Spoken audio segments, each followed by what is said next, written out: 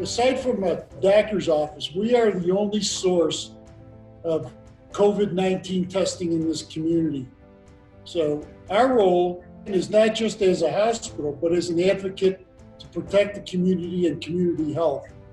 When our staff called to notify them that they were the $50,000 grant award winner, the CEO called all of his team to come into the Zoom meeting. And when he shared the news, they were crying. There was lots of hoorays and a few tears. Tears. A few tears.